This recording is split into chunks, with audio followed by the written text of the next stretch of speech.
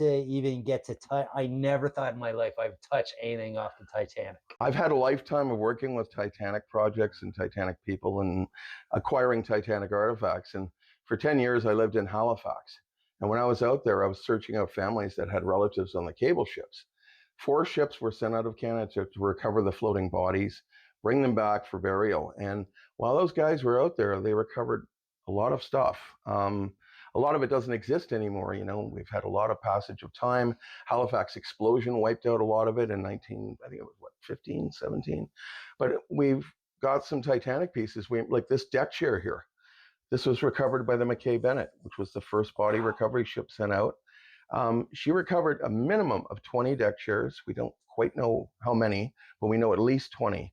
And the sailors that had these things, they took them home and sat on them. They weren't looking at this back then in 1912 like, hey, this thing should be in a museum. They took it home and they sat in it. And on the back of this chair, the hooked back legs on it are rotted away because the guy that he took it home, the seaman that worked on the Mackay-Bennett, folded it up, leaned it up against the house in the tall grass.